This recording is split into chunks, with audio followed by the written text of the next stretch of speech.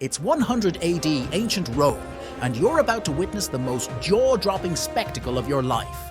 No, not another debauched toga party at Caesar's palace. We're talking about the rock stars of the ancient world, the gladiators. These entertainers were the ultimate underdogs, rising from the depths of slavery to become the hottest celebrities Rome had to offer. But here's where it gets weird. These gladiators were simultaneously the most adored and the most despised figures in Roman society. Imagine being treated like a god one night and a piece of dirt the next, as well as having to deal with a slave master who has complete control over your every move.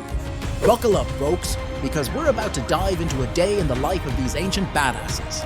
And trust me, it's going to be one hell of a ride.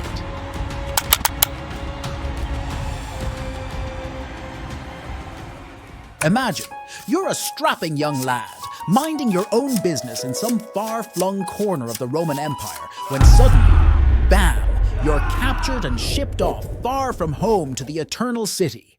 Congratulations, you've just landed the hottest job in town, Gladiator. From now on, your home sweet home is the Ludus or Gladiator School.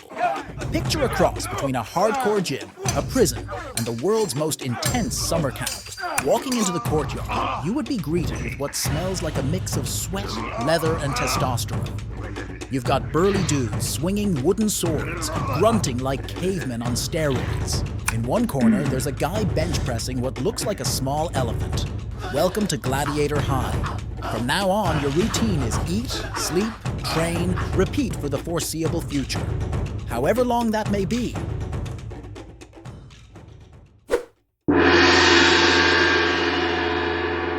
Wake up, sleepyhead.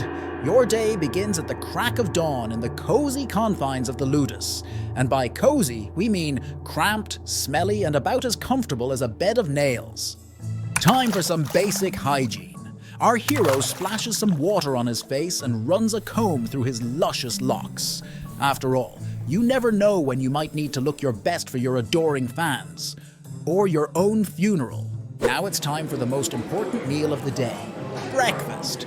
But don't expect avocado toast and pumpkin spice lattes. These warriors fuel up on a hearty mix of barley porridge, bread, and maybe some fruit if they're feeling fancy.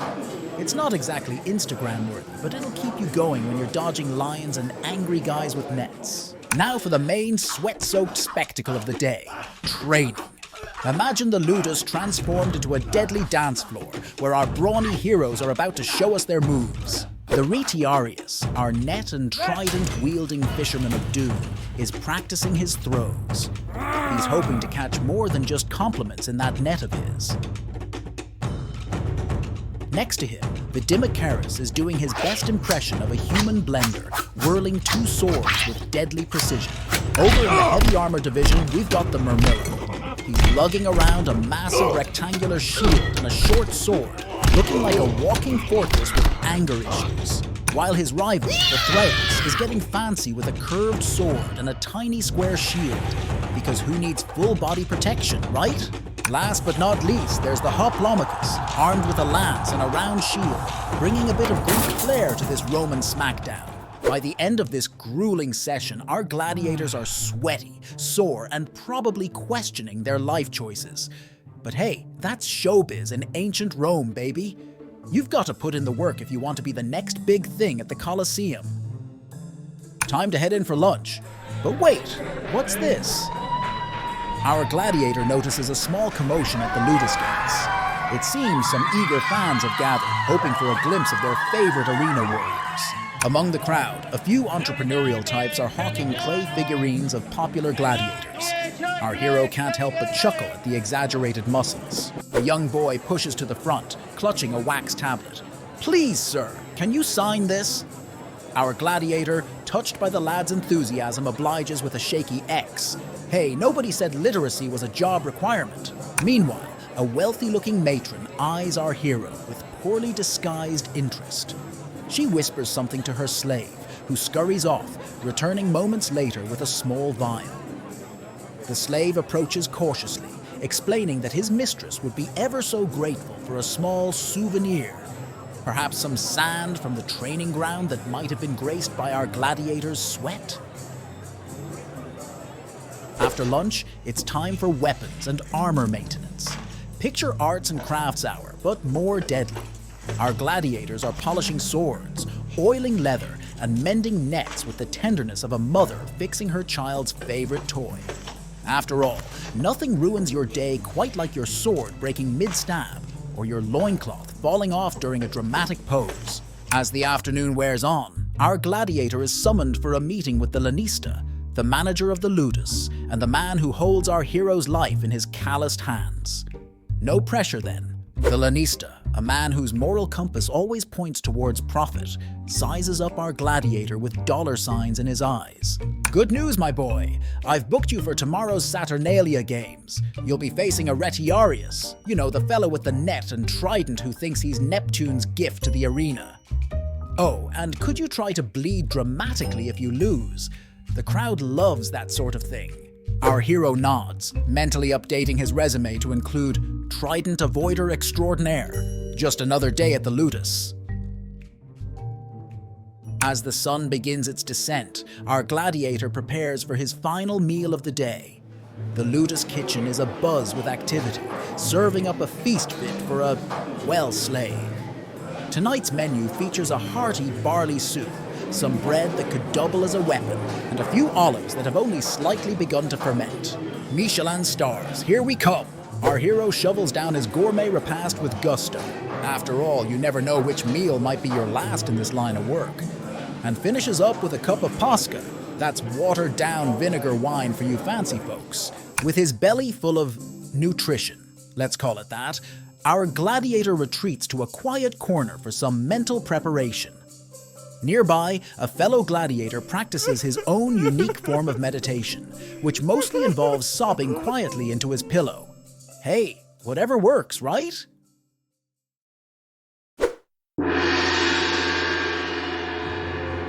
Rise and shine, it's showtime. Our gladiator, along with his fellow fighters, is herded onto a cart and transported to the Colosseum. As they approach, the massive amphitheater looms before them like a giant stone donut of doom. The gladiators are ushered into the hypogea, the labyrinthine underbelly of the arena. It's a hive of activity, filled with the sounds of nervous fighters, growling beasts, and the occasional "oops, wrong leg" as stagehands prepare the day's spectacles. Time for pre-fight preparations. Our gladiator is outfitted in his armor, a process that's part costume change, part sardine canning. Weapons are distributed, and our hero lovingly pats his trusty gladius. Don't let me down, old friend. Mama needs a new pair of continued existence. Then the moment of truth arrives. The gates creak open, and our gladiator steps into the blinding sunlight of the arena. The roar of the crowd hits him like a physical force. 50,000 bloodthirsty Romans screaming for action. It's like the world's deadliest rock concert. Across the sand stands his opponent armed with net and trident, looking very much like Aquaman's angry cousin. The editor, or head official at the games, gives the signal, and the battle begins. It's a dance of death, a ballet of blades. Our gladiator dodges, weaves, and occasionally emits high-pitched yelps as the trident comes a bit too close for comfort. The crowd is going wild. In the stands, fan clubs wave banners and chant slogans. A group of women swoon every time our hero flexes. One particularly enthusiastic fan holds up a sign of her own design. The fight reaches its climax. Our gladiator, through a combination of skill, luck, and his opponent tripping over his own net, gains the upper hand. His adversary is disarmed and at his mercy. The crowd holds its breath as our hero looks to the editor for the final decision. The editor pauses for dramatic effect, always a showman, then gives the thumbs up. The crowd erupts in cheers. Our gladiator helps his defeated opponent up, both relieved to have survived another day. As he basks in the adulation of the crowd, our hero can't help but think, not bad for a day's work. Now where can I get some of that overpriced arena wine? I think I've earned it. And so, covered in sand, sweat, and just a little bit of someone else's blood, our gladiator heads for some well-deserved celebration. Our hero and his fellow survivors gather in the Ludus's common area for a raucous party. The wine flows freely, well, as freely as watered-down vinegar can flow, and the air is filled with boisterous tales of arena exploits. Our gladiator basks in the glow of victory, all the while trying not to pop his fresh stitches by laughing too hard at the increasingly improbable stories. As the sun sets on this eventful day, our gladiator returns to his cell in the Ludus. He flops onto his less than luxurious bed, exhausted but alive. As he drifts off to sleep, he ponders the bizarre turns his life has taken. This morning, he was just another face in the arena. Now he's a celebrated victor, with adoring fans and the grudging respect of his fellow gladiators. Sure, his life expectancy is still shorter than a snowball's chance in the Colosseum on a hot day, but for now, he's on top of the world. All in a day's work for Rome's favorite disposable celebrities. Thanks for watching. Check out this video here for more unmissable stories, and don't forget to hit the subscribe button for more.